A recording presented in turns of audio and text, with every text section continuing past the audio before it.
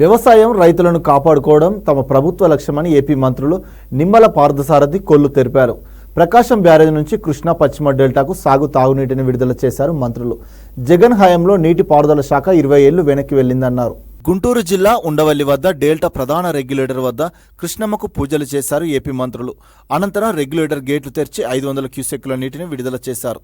ఈ సందర్భంగా మంత్రి నిమ్మల రామానాయుడు మాట్లాడుతూ జగన్ హయాంలో ఇరిగేషన్ శాఖ 20 ఏళ్లు వెనక్కి వెళ్లిందని విమర్శించారు.